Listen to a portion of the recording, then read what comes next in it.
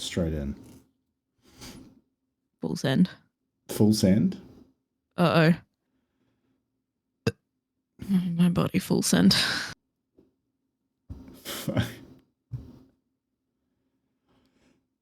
Greetings. Hello. Once again, welcome back to Error Code Blueberry. It is an unassuming Destiny podcast. My name is Chillybin.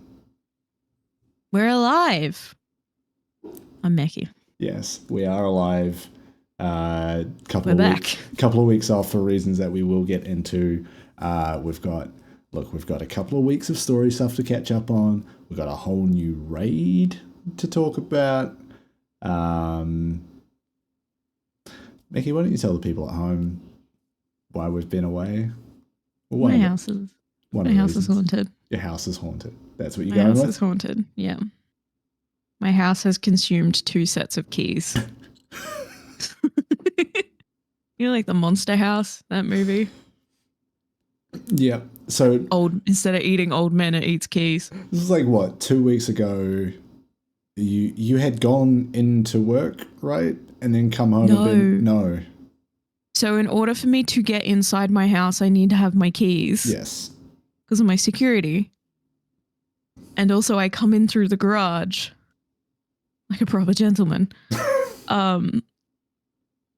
I don't know, man. Just neurodivergent. I don't like the front door. Don't know what it is. Garage door, press a button, it goes up, comes back down. Yeah. So in order for me to be inside of my house with the garage door shut, my keys must be in here with me somewhere. Mm-hmm. Now, the bad part of that is I got a spare set of keys. So everything was okay until I also lost those keys in my house. There are 2 sets of keys in here with me. I do not know where. How are you, going places? I have a 3rd set of keys yet to be consumed by the house. Please, wear them on a necklace at all times. They are tied to my handbag by a bungee cord. You're carrying the nuclear football, but inside is just 4 sets of house keys. And dog poop bags. Well, yeah, naturally. Yeah, I think it was, 2 weeks ago? Sergei's puppy collar is also attached to it was like my 2 weeks ago when the first one happened and we had to miss it because you needed to spend that evening when we would normally record looking for your keys, and that was a particularly busy week for me, so I had no other time in which we could record that week. Because my travel card is also attached to that set of keys. Mm-hmm. So I had to find them, but I did not. So I had to jump public transport for a day. Yeah. That's where you want to be. Fuck the police. Yeah. A cab. A cab, I'm riding this train. ATIAB, a ticket inspector, is a bust. Yeah.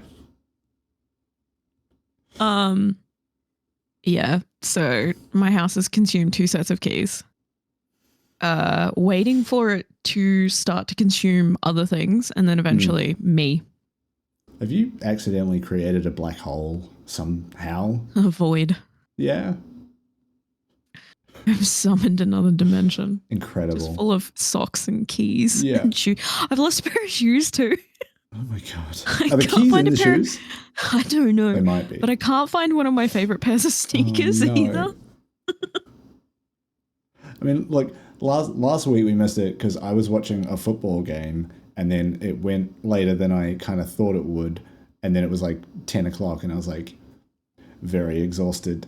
Do not want to talk about this. It was a stressful game to watch. And then I think I again had plans the next 2 nights, so that was our window at recording out the window as well. Last week I was also, by the time you got home, I was ready for bed because at that point I'd been playing 5 hours of Iron Banner with blueberries and I was ready to kill. Incredible. I said some not very nice words. Yes. Turned my computer off. The old solo toxic experience. I was doing that a bit with Gambit, and our segue is complete. I've played a bunch of Gambit in the last week or so. I haven't done my usual thing of speed running the Dredgen gilding. Still got just a few things to do. Um, but I was just like, yeah, I got to start this process. This is the one like bit of toxic grind mindset that I allow myself, and I embrace it because I need to see what the little icon looks like when I've gilded it for 10 times. Yeah. I need to see how they arrange those little dots and diamonds. One of my favorite things about playing Destiny is just the words in Destiny. Mm. So when I was playing IB, I was in a call with someone who plays Destiny, but not a lot of it. And he's just sitting there and it'd be silence, and he would just hear me say something that just outside of the context of Destiny just makes me sound, I guess, schizophrenic. Yeah. Like me just randomly yelling, oh, fucking roar of the bear, or like bad juju, fuck, or like sweet business. And he's just like, I don't know what's happening. Yeah, the best one is like if my partner or someone hears me, like overhears raid call outs, they'll be like, what do you mean greed the orb? What does that even mean? But you and I know. And anyone who's done, I think that's Spire of Stars, where you have to greed the orb. Stack the dishwasher and I'll greed the orbs later. All I heard was get on the plate. Hey, why did you get off the plate? That's half of the game, legitimately, is getting on and off of plates. But it's a game about shooting and space magic. Just me, a couple of beers deep, being like, golden gun me, pussy. Just being like, what is happening? Were you using me there as a British person would in place of the word my? Potentially. I have been surrounded by a lot of Brits lately. And you almost had the accent on it too. Show me pussy. Fuck.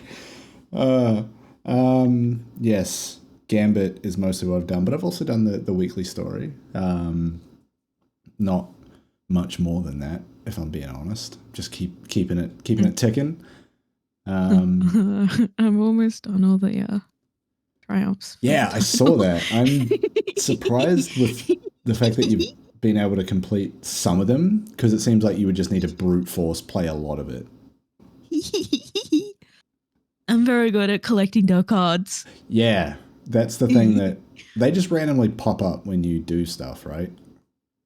But you can like farm them to a degree. But doing what? From my understanding, the more of the seasonal shit that you do, the higher chance of cards dropping. Okay. But then there's also the attunement cards, which as soon as I got a new attunement, I went and found all of them. Yeah. So that was the thing, like Arc. Arc was my first week. Void this week. Was that classic thing fortnight. Like in the first week of the season where like you're doing the activities for kind of the first or second time, and you're seeing all those cards in there and all the secrets and all the things. They're like, I know that I can't pick this up yet because it says you need this attunement. And then when you get the first one of those, you're like, oh, I get it now. And then you're like, but this is annoying. I have to wait until I get all three. I can't just do this all now. It's like one of the things that annoys me about like puzzle games, if they're not like designed well, where once you know the solution, the path to you doing the solution in the game needs to be really short, or it becomes really frustrating. And that's what it starts to feel like a bit with these seasonal activities, is like, oh, I know exactly the steps and I know all these things are going to line up in this way, and now I just have to wait 4 weeks until I'm actually able to do everything. That is kind of, that's the only, I guess, downside of some of these seasonal bits that we've been doing for a while now. But they've jammed a ton of stuff into this one, so it's actually like, it's interesting along the way. Like you are kind of building this deck of cards, and then when you run through the activity, it randomly draws one from each player, and that's kind of neat. Yeah. As it stands, I have, since I last sent you a screenshot, I have 1, 2, 3, 4, 5, almost 6 of the triumphs done. Of 10. Of 10. So I need to do the bladed path, with obviously I can't do because That's just weekly story. Yep. Yeah. I need to reset my rank with the ritual table, which I'm very close to doing. Yeah, like that. That's that. I think you'll get just by doing the weekly story and a little bit of extra stuff. Yeah. I've got 2 more cards left, I think, in the minor arcana, the secret triumph, and I've just got to get the 3rd boss on Spire, which is apparently starting to drop. So, but it's a rare drop. Yeah. So it's Wrathborn Horde or something. Yeah. So I'm very close. It's mostly just the time locked activities that are holding me back. And then that secret triumph, which I'm assuming is potentially just an end of season thing. Maybe. Yeah, it'll be that, or it'll be, maybe it's an exotic mission. Are we due for one of those? I'm not quite sure. Can't remember. What was the last one? We have Excalibur. But that was... Which was that? Was that based with Lightfall? Or was that the last season? Yeah. Okay. Excalibur was trickled out over. So maybe it's an exotic, like complete the exotic mission one time, because I think they've done that before. They might be doing what they did with Vexcalibur. How it was spread out across missions. Like you got like the bits and stuff. Yeah, but I'm just meaning more like for one triumph that is still secret on the seasonal seal. I don't know what they have planned, but I want it so I can have the gut looker, the looker of guts. Yes, the title, the stomach peeker. She who looks at guts. The one who she be up in the guts. guts. Oh, that's better actually. She be up the in the guts. The one who's up in the guts. Yes, there's too many words to put in that little section where your title shows up, so they just went with Haruspex. Haruspex or whatever it is. Yeah, Haruspex. How are you specs? They're good. They're on my face. Yeah. So what's been happening in this story? I am like I've been doing it. I've been tithing.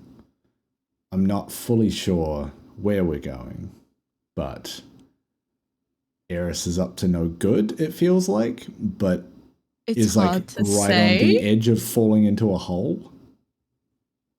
It's hard to say because they're being mysterious about that, doing the usual Destiny stuff, which is she up to some bullshit or is she being genuine? They're basically giving us like 4 different characters' perspectives on what Eris Morn is doing, whether that's Zivu or Imaru or Ikora or Eris. And then this week someone else's perspective got added. Here's the thing though, I have to keep reminding myself that we are also dealing with Savathun. Yes. So it's like it's so easy to you just reminded me of something. Destiny dropped a playlist recently that I think is really funny. They have a lo-fi beats to tithe to playlist, and I thought that was really funny. Like on their official account? Yeah. That's so good. 3 years ago, they had one called Lo-Fi Beats to Super 2. That's not as good. I think this is better. Not as good. But Destiny 2 Season of the Splicer synthwave beats to vibe to. Okay. Like they've been doing a lot of stuff like that. But you saying Tide just reminded me, go listen to that playlist. It's fucking amazing. Yeah. So I keep having to remind myself that we are also dealing with Savathun. Yes. So how much of this is potentially part of her deception? Well, because also Imaru, the language that he's using, he's basically telling us directly what Savathun did, playing all these audio recordings.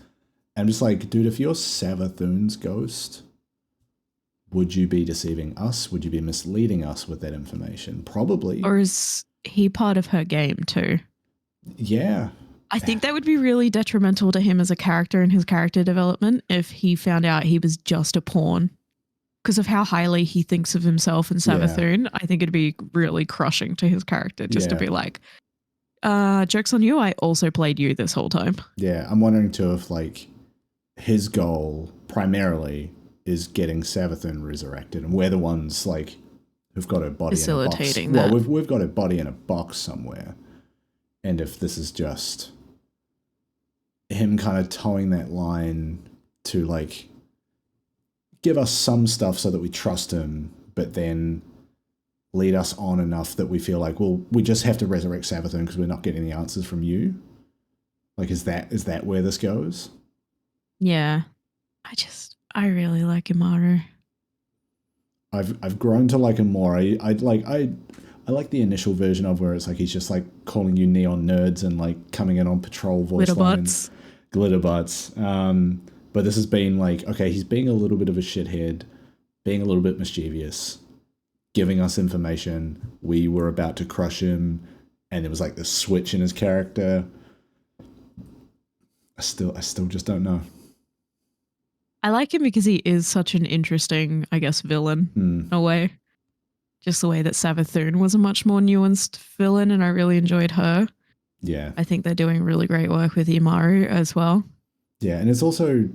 He feels nice and fleshed out, like unlike some other seasonal characters that we've gotten. But it's also interesting to like put the character of Imaru next to our Ghost, and how our Ghost is like such a goody two-shoes, straight down the middle. I need to stop punching this microphone. But yeah, just like a fucking normie, like good boy. And then Imaru's just over there, like also a ghost, also has the light, but is a shithead about it. I love, like, we know ghosts have personalities. Yes. Like, we know they're their own little beings. Oh, but yeah, like Crow's one in all the lore books, like, officially is called pulled pork. Not glint. Get out of here with that shit. But like, pork. But like in the lore books where that ghost is kind of mentioned and has lines, it has a bit of that like extra something to it. Pulled pork has like nervous energy. Yes. He's like nervous and jittery. Yeah. But yeah, that's always been interesting to me, of like the ghost that we as players here talk the most is our own. And it's just like, oh, we've got to go and do the mission and blah, blah, blah, and just go do the thing, be the good guy. And then Amaru's over here just like, what's up, nerds? I'm probably going to get roasted for this shitty hot take, but our ghost has Miss, you forgot to give us homework energy. You know, that kid at the end of the class is like, Miss, you forgot to give us homework. It's a little bit that. I don't know that it's exclusively that, but there's a bit of that about it. But it's like that vibe. Yeah, I'm gonna try and come up with the right analogy here at some point.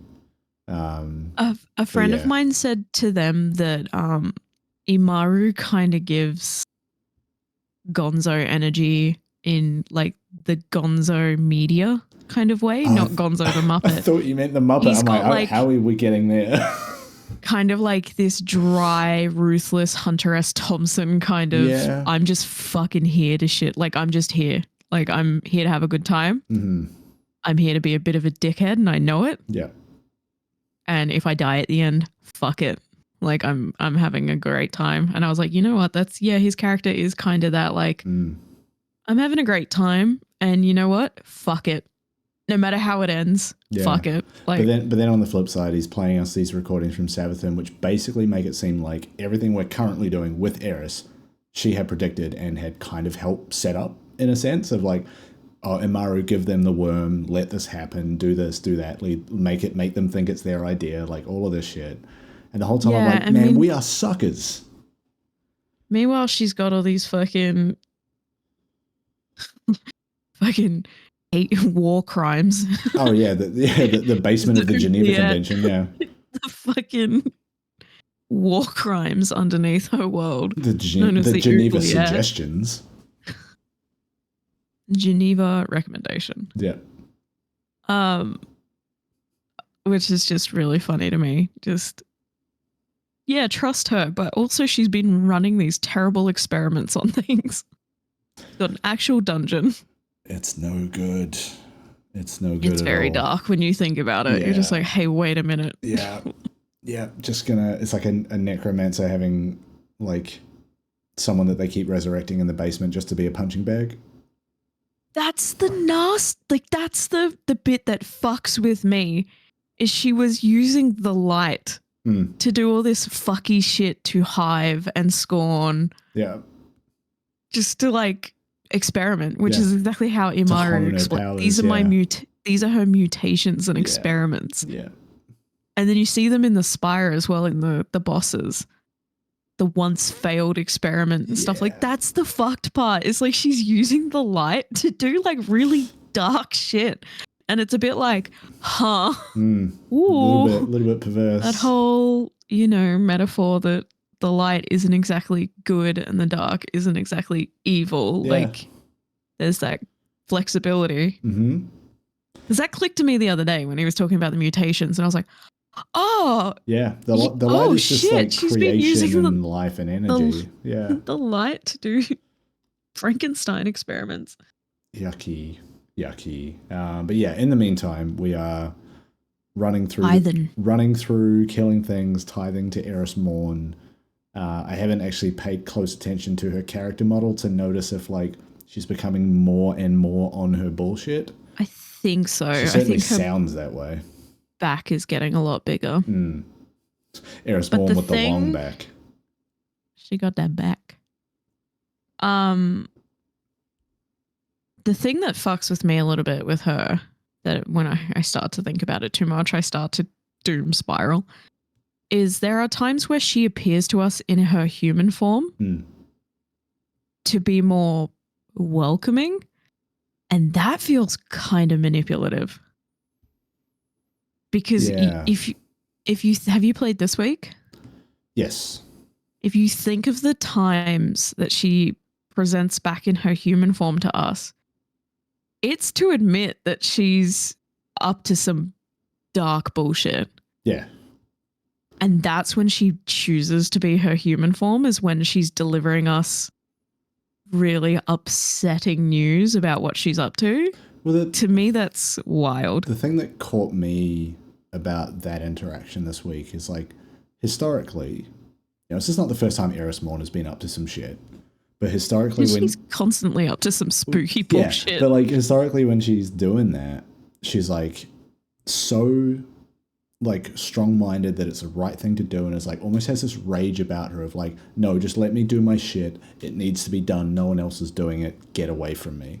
But this feels like a shift in that core where she's like, yeah, I know this is a risk. I know I will probably die at the end of it, but it's the sacrifice that I'm willing to make. It's like almost this more acceptance of the whole thing rather than just like,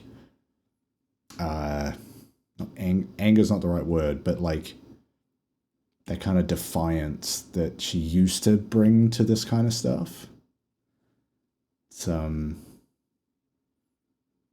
It's good writing, I tell you what. Like, if that's her way of like realizing that the end is coming and doing the last thing she knows she can, like that sure is an Eris Morn way to go about it. Exactly.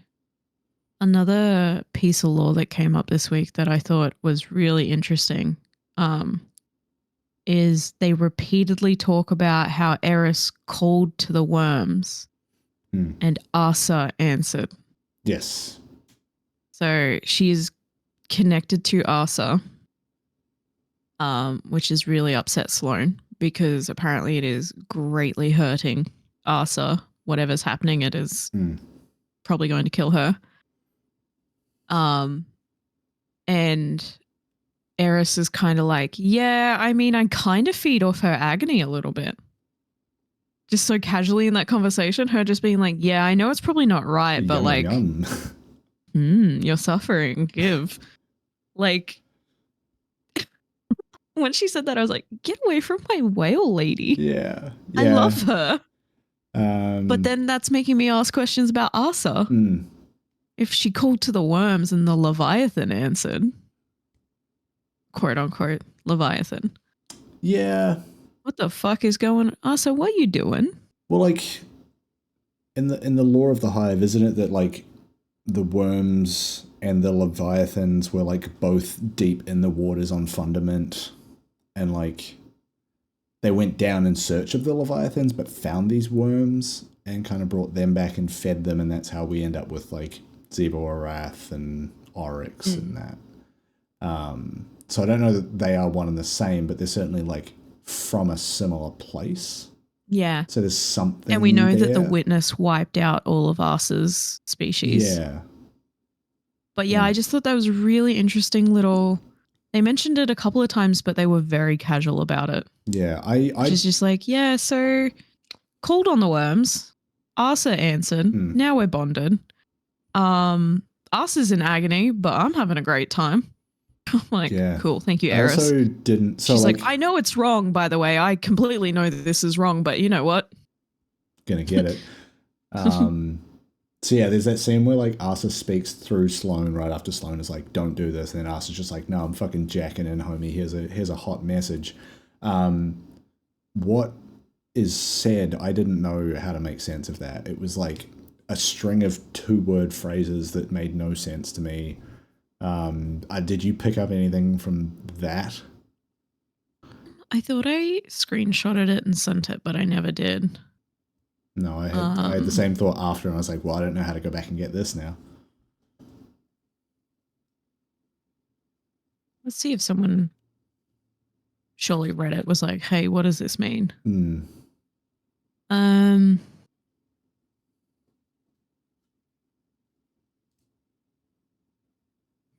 I can't remember, but yeah, it was. It was like I was hearing half of a story. It was like not like every second word was coming through, but it was like there were just fragments of things. I was like, I don't know what you're getting at. Which makes sense because she's obviously going, like, to me, it sounded like she was winded. She was struggling to get the words out through Sloane. And then afterwards, when Eris was like, yeah, so by the way, this really hurts Arsa, I was like, so it's more like she's exacerbated and like trying to force these words out through maybe pain or like exhaustion. Okay. Because the whole time you're at the window, her eye is shut too. Yes. And even when she boots into Sloane, her eye doesn't open like it normally does. Yeah. It stays shut. Yeah, because it would. Which is one thing I noticed. When we were doing that last season, the eye was open and like the bits and around the pupil would dilate like flutter. Yeah. And that was like when that connection was happening and just having a conversation. But this was like, fully asleep in her honk shoe era, but still like sending a message off. EP hours, who up? Yeah, so I don't know. Still some questions for me around like what this week kind of even meant. Maybe next week it'll fill in some bits, because like this week's story elements felt pretty short. It was like get a new attunement, go kill some shit on the throne world, that scene, and that was basically it. Yeah, so they're not forcing us to run the seasonal event every week this season, which is interesting. They're mixing it up, so that's nice. Like it's not, I have to go do more. Yeah, some Alders of Summer. I keep going to call it the summoning. Alders of Summoning. And then Spire. Yeah. So that's nice. That's mixing that up a bit. So you're not being forced to do this activity and it starts to feel like tedium in a way. Yeah, because like the activities are usually pretty enjoyable. But when like one, when you're kind of feeling forced to do it every week, but then two, when you need to do a ton of it to like get the seal or like get things unlocked in the game, whether that's cosmetics or like different parts of the season, that's where it starts to drag, I feel like. And this season it feels like they've got that balance a bit better. And maybe that's offset by them having this whole like card mechanic happening at the same time, which is kind of another motivator to get in there, run it more, get more of the cards. Maybe that's just my collectionist brain kind of kicking in, and also someone who likes deck building games. They're definitely listening, which is nice. Yeah. Actually haven't done any of the deck building. I've just been collecting the cards. Oh, yeah, me too. I think, like, because the idea is like you need to have at least 5 active so that when you go in, that's what it's pulling from. But I haven't like gone and turned any off, so it's just pulling from Whatever's all of them. there. Yeah. But I guess the idea would be if you have it like all the way down, you've only got 5 in there, but you've picked the 5 that work best with your build, and it really like it's like more mods for your build. It just like kind of reinforces all those loops because some of them are pretty goofy. One of them just lets you drop heavy ammo all the fucking time, and I think it might be on. It's either on melee kills or it's on something I'm doing a lot because when I'm running through those activities, there are just heavy ammo bricks everywhere, and it's kind of silly. And I'm never turning that one off. This is mine forever now. Please never go away. Yeah, but it will, and that's fine. But yes, I took a break from card hunting and seasonal malarkey. Yeah. To just play a fuckload of Iron Banner. Yeah, I didn't even really clock that Iron Banner was out. I don't know. I was aggressively remembered when I went to the tower and I was like, that's right. I've made a tradition of gilding this fuck. So I'm like you with Dredgen where I'm like, fuck, I have to do this. Point. It's tradition at this point. I'm in that loop now. I gotta play a bunch of surprising Gambit. people with titles because I'm not known for getting them. Yeah. It's I was just glad this. So like with the requirements for gilding Dredgen, there's usually like get 100 kills with this type of weapon, and that changes every season. This season was hand cannons, so I was like, hey, I'm gonna dust off my sunshot. That was real. That was real easy to get that one done. I tell you what. Sunshot. That's news too. You reminded me. So I'm a sunshot girly now. Yeah. Same. Me who never used hand cannons unless it was Thorn. Suddenly like, I love Sunshot. Yeah. I love a second slot hand cannon exotic. Yes, especially when it makes everyone blow up. By name of Sunshot. Because I've developed another cursed solar build. My solar builds just get more and more cursed. You're telling me the king of orbs. Yeah. So I've just been shitting out orbs and burning through shit with my new build. Yeah, it's very good. I also I haven't run this one in a while, but the Titan leg exotics, Path of Burning Steps, where it's like you get a solar weapon kill and you get a stacking damage bonus to solar weapons. That plus Sunshot, really fun. You just get a couple of explosions going, and then it's like, cool, I'm just like one-shotting everything at this point. My big thing is with Sunshot is sun braces, but then adding heat rises so that every kill I get in the air feeds my melee, which feeds my grenade, which feeds my super while I'm killing things in the air, which gets my melee back, which feeds my grenade, and I just end up in a loop of fire. You do have to be in the air and relatively stationary, I believe, right? Actually, with Sunshot and different aspects, you can drift. But you are still just like kind of hovering at a flat height. Yeah. Yeah. But in PvE, that's fine. As long as you're still moving. In PvP, get fucked. You're a duck. Like it's clay pigeon shooting for people in PvP if you're just hovering like a dickhead. But in PvE, it's been really fun. And I took it into the raid with me and used it in parts of the raid. Saw that. And I was chewing through ads, just like, oopsies. All right, let's talk about this raid.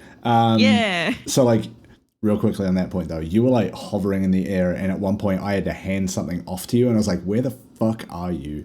And then you just like, you just drift down. I'm above you. You drift down and just like, take that shit off me. I would just gently float down like Mary Poppins, take the chalice and float away. I started looking up when I was like, I've got to hand this off to Meckii. Where is she? I should probably look in the sky. Another raid team member made a joke during the final encounter that he wasn't used to seeing me in the air so much. Yeah. Usually on the ground, cowering. And I'm Crota's end. exactly. Crota's I'm end much is more back. aggressive now too. We are here to end Crota all over again. Um, I still struggle with the head canon of these reprised raids of like, how the fuck are we doing this again? Who upending their Crota right now? But like, did we get in a time chamber? Is this a simulation? How are we doing this raid again in the year of our Lord 2023? Oh, you know, just back. Um, Game for visit. so I never did any raid in D1. This was my literal first time seeing anything inside Crota's End. That's a sentence I want to put back in my face. I'm gonna take a drink for that I didn't one. realize you were Rhoda's gastro doctor, but here we are. Yeah. Yep. Yep. Just got in there with two hands, and so real quick impressions of the raid, like Croatsy.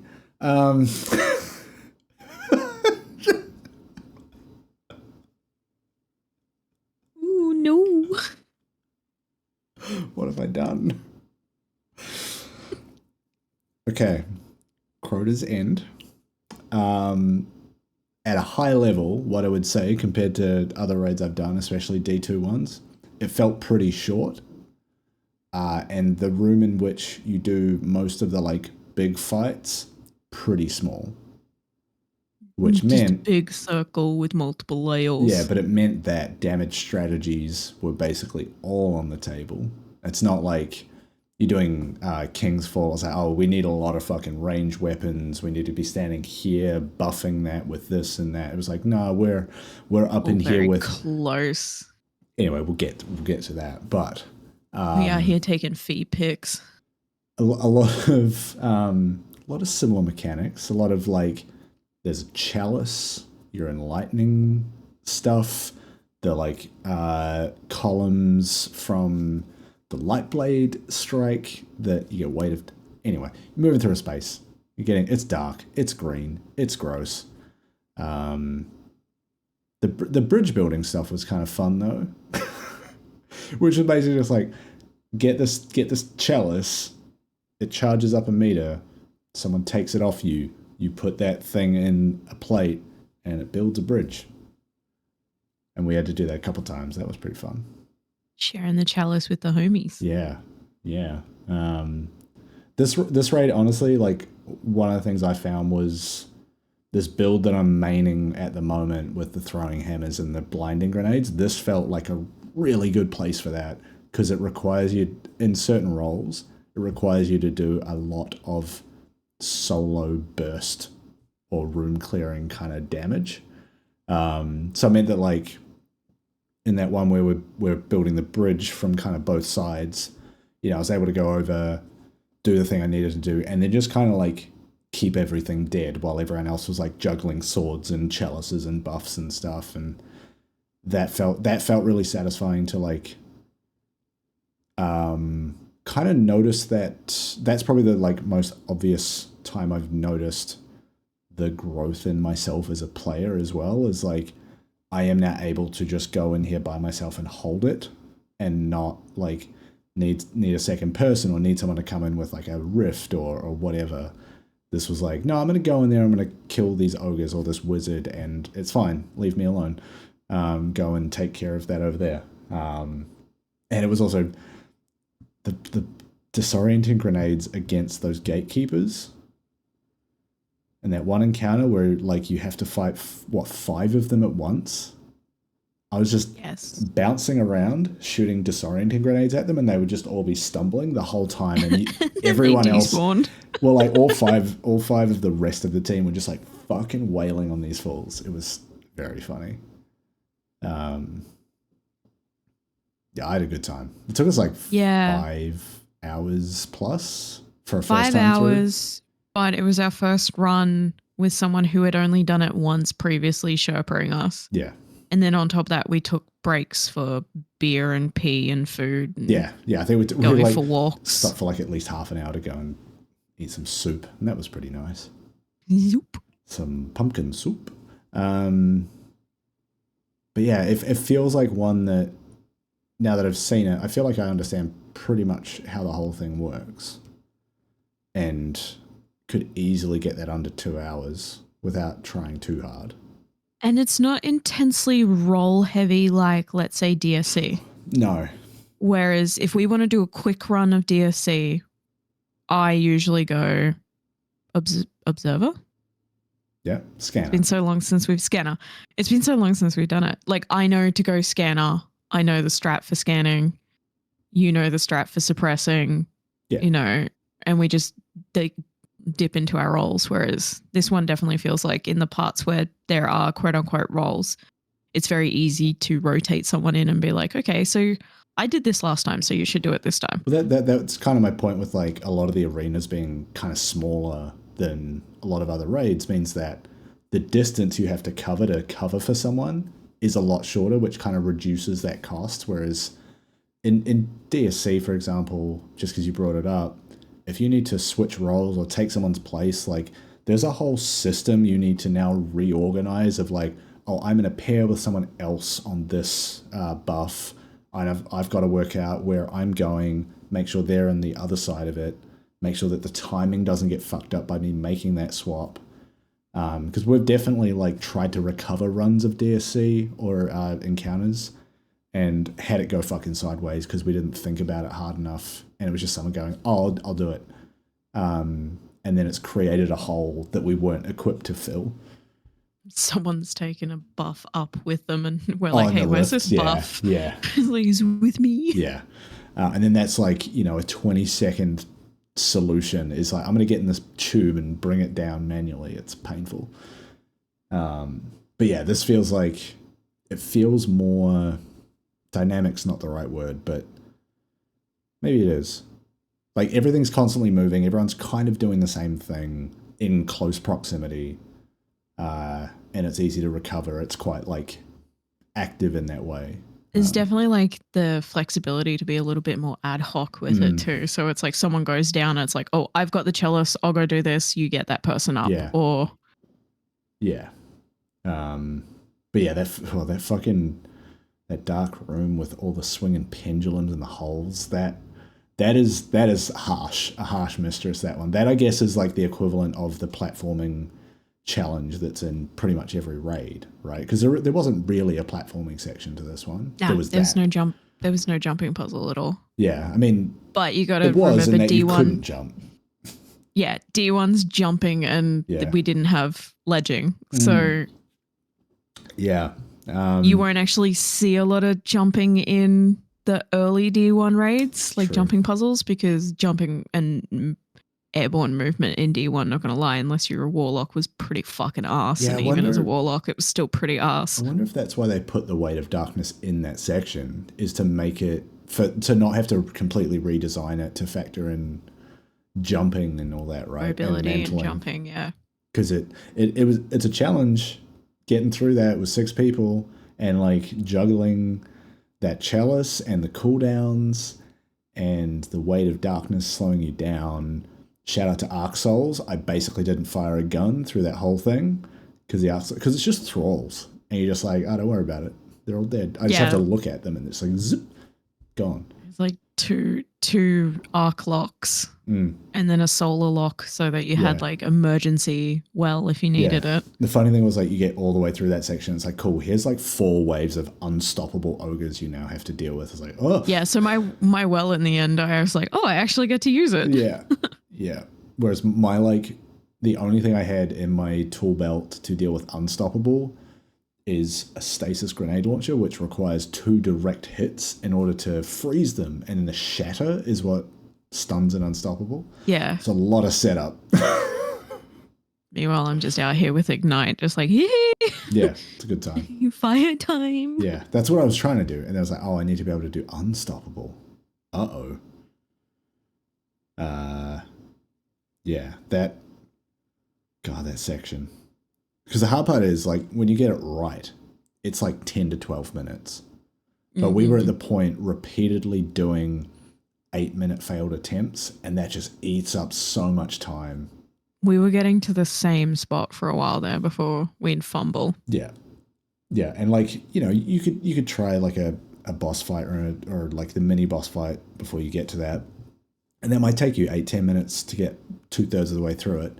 But you're always doing stuff. This is just you're walking through a corridor, you're maybe shooting some stuff. It's slow, and you really feel that 8 minutes. Yeah. Ugh. But the drags. But the raid's but not in a bad way. The raid's pretty sick. Yeah, I really enjoyed it. They did a really good job on it again. I enjoyed it in King's Fall. Yeah. It's still quite nostalgic. And then we get into, I'm trying to remember the what we're actually doing in the pre-boss fight. Ryut? Yeah. How did we have to? So there was, I forget the steps in that because we spent so long trying to do Crota. Ryut's there. Where we doing something with the chalice? He has to we used Alex to identify the rooms towers. That the wizards were in, yeah. That's right. Yeah, that was one where, again, like, me being able to just throwing hammer everything was pretty handy, because like killing the wizard was blinding grenade, 2 hammers, dead. And that was very good. So you have to hand the enlightening around. And you have 4 minutes 30 before the dark lethargy starts, which wipes everyone. And then basically what happens is Alex was identifying the you have to kill the blistered knights, and then Alex, while you're handing the enlightenment around, Alex had to identify which rooms the not gatekeepers, but it was wizards were in. Yeah. It's called expunging. Oh yes. Basically, and then just load some damage into him. Yes. Except you had that dark lethargy counter. So it was like if you didn't do enough damage, it would wipe you, which was shocking. Yeah, the first time it happened, we were like, hey, wait. Yeah, but I tell you what, Divinity and a bunch of Thunderlords, that did a pretty good job. Xeno was putting in the fucking work for me. Xeno and a div cage will take you very far. Xeno well and a div cave. Get my cave. Get my Divinity cave. It was doing the miles for me. I was pumping out millions of points of damage in one of those runs. That's I believe that's what Jesus said right at the beginning of Easter, is it's time to get in my Divinity cave. The Divinity cave. Judas. Yes. Yeah, that was once we like got a good rotation on that, it was pretty straightforward. I feel like go do the wizards, kill the dude. It was like what 2-3, maybe 2 phases, I think. Yeah, I think it took us probably 3 runs total, and then the final run we got it down in 2 phases. Yeah, and then we go and we fight Crota. He come out of the big ball in the sky. We say hello. He is such a big boy, and he shoots many things. Yeah. And there are wizards, and there are ogres, and there are knights, and there are exploding thralls. There was so much going on in that tiny room. There was a point where me and one of the other warlocks, we were handling the boomers, but her and I got the giggles at one point because we were just croating. We were just floating Crota back and forth. Like he'd look at me and start to come like towards me. Aggro, yeah. And she'd like shoot him in the back of the head, and he'd turn around and head back towards her, and then I'd do it and he'd come back towards me. Yeah. And we were just sitting there but like giggling between each other as Crota's running back and forth. Very good. Yeah. So that managing the enlightened buff again, getting it to 3 people who then like killed sword bearers, got swords, and then we use those to all hit Crota at once, and that breaks his shield. Then we do damage. It's a very quick summary of a very long boss fight, but it felt like such a throwback to have the damage strategy be me with tractor cannon and 5 idiots with swords. Yeah. Just hacking the bone. Fucking chainsawing. Yeah, Lament put in some work. I was basically Lament coming back in clutch was amazing. I was just there going like tractor cannon, aim at his feet, throwing hammer 3 times, look up, tractor cannon, and just keep doing that. Because the throwing hammer is keeping me alive because it's healing me, but I'm also standing in a well of radiance. And God, it just, there's something about that that's so satisfying. 3 warlocks lily padding wells of radiance. Yeah, and then there's a whole like, there's a countdown, and you got to shoot the oversoul before the countdown hits 0, but as close to 0 as possible, and that kind of locks the damage phase out. But then at the end, that's like your final stand is to extend it, and it was like literally down to the wire of like, I had to leave to go to a gig.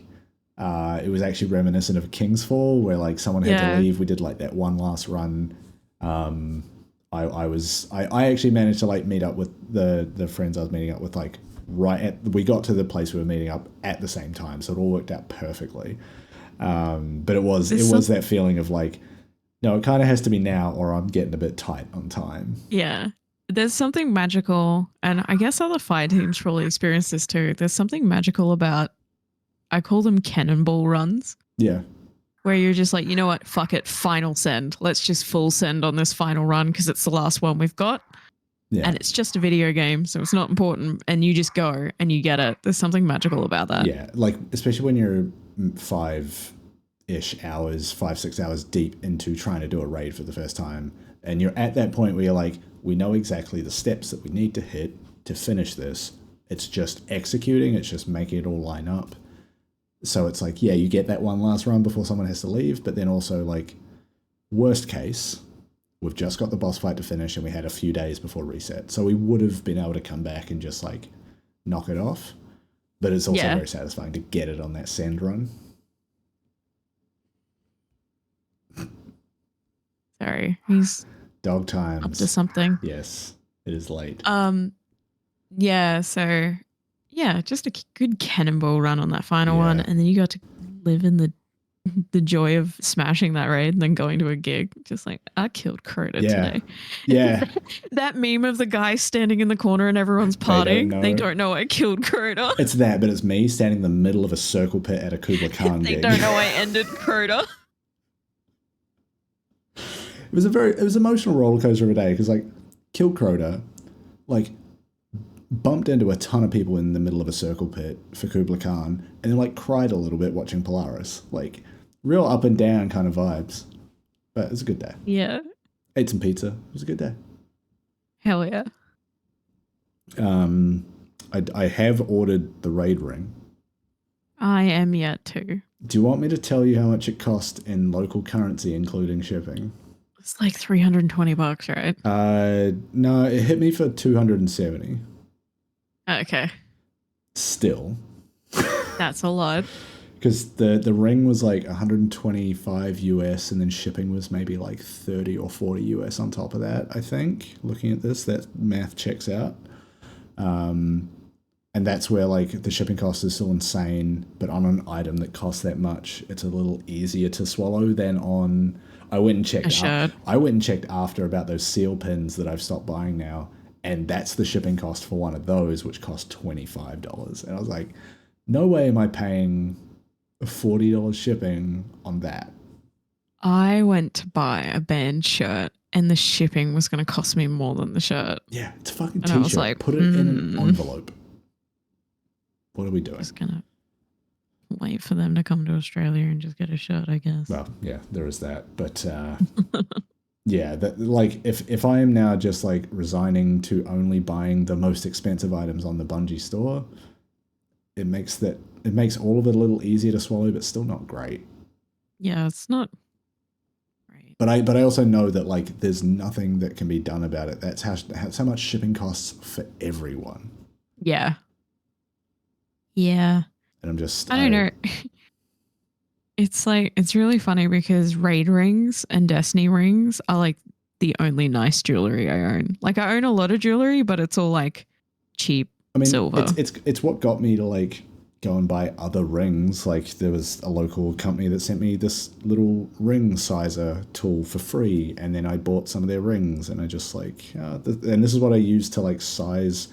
Oh, I want it on this finger. I'll get it at this size. It just has it marked on there. And like, that helped me a lot in buying the Destiny ring, because it's not like I can go to a local jeweler and get that sorted out if it's not the right size. Yeah. I need a ring sizer.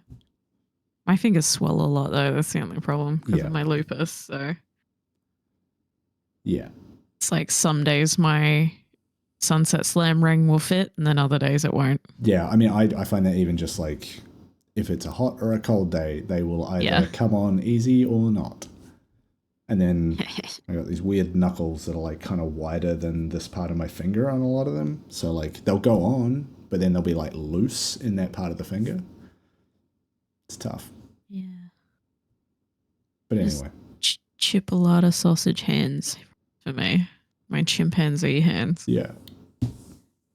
These fucking chipolatas. But yeah, good raid. Good raid. Good raid. Pretty ring. I hope I can afford it by the end of October.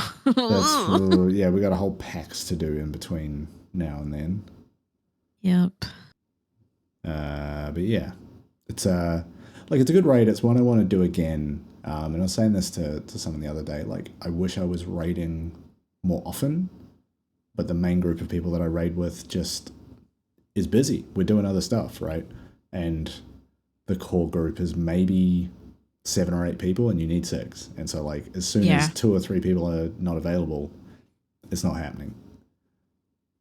It's gotten to the point post-pandemic where it's like we have to book a raid a week or 2 in advance. Yeah, and I'm happy to do that, but that is even a struggle. Yeah. Because I'm also trying to do other things that... Trying to have a life. Yeah. I think for you and I especially, the hardest part is now that gigs are back on. It's like Friday, Saturday nights for a lot of the year is booked out for us because we're at gigs. Yeah, well, it's between like that and maybe 2 or 3 other things that will take up most of the evenings where I could put a good chunk of time towards a raid. Yeah. That's fine. But what I'm saying is I would like to raid more. I would like to play more raids. I would like to do a cursed drunk DSC run again. Yeah. I would like to do another drink SC again. Yes. Yeah. Deep booze crypt. Yeah. Deep drunk. Wait. I don't know. I was trying to think of a better acronym, but I can't. Maybe that's one we should actually like schedule that well ahead of time and be like, set your expectations here. This is what we're doing. It's drunk silly crypt time. Yes. Drunk silly Christmas. Do we leave it that long? Oh. Eggnog and crypt. Who up slaying they Tanics? Who up noggin the egg? Oh no. I think I need to get out of here on that note. Need to go nog my egg. I think. Is that something I want to be doing? Talk to your doctor about nogging your egg today. Oh my god, imagine that as a birth announcement. You know, if you conceive around Christmas, I nogged her egg.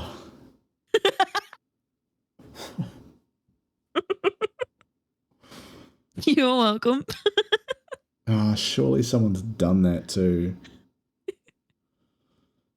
I mean, if people are starting wildfires off gender reveal parties, someone has said the phrase, I nogged her eggs. Till I nogged on her egg. She's slaying my bells till I nogged on her egg. This has been another episode of Erica Blueberry. Thank you for tuning in. I'm Ron Burgundy. Yeah, thank you for your patience as houses eat keys, apparently. Sort your life out. Look. My house has other plans. Yes, thank you. Like a Stephen King novel. It starts with the books and then it starts to eat my guests. Trying to get out of here. Let me do the thing. What is it's the fucking Tyler the Creator. He's on like what looks like a cookie jar. He's like, I need you to let me do the thing. I forget the quote. Anyway. I need you to let me do my shit. Yeah, it was like talking about waffles or something. Yeah. Oh my god. Yes. please, Please. please, please feed the algorithm. Hit all the buttons under the video. Tell a friend. Maybe if you run the Destiny ANZ account, liking another one of our tweets or videos wouldn't go amiss. That certainly did some work for us. Shout out to whoever that is. Cheers. But yeah, we'll be back next time. I'm trying to stop myself from saying next week, which is the We are instinct. the most consistently inconsistent Destiny 2 podcast. Hey, but you know what? When we come back, we make up for it by talking about, well, nogging eggs, losing keys, and a little bit of Destiny, which has basically been our life. Yeah, just being feral little gremlins playing Destiny 2. Yeah. I mean, we can probably also start saying this. If you're going to be at PAX Australia in early October, we'll be around. We'll be present at that in one way or another. Maybe we'll see you there. I don't know. I don't know what your plans are. Do a little wave. Yeah, do a little wave from across the show floor. Do that exact face, and we'll know that Erico Blueberry sent you. But until next time, enjoy a video game or two. Let it be okay. Bye. Bye.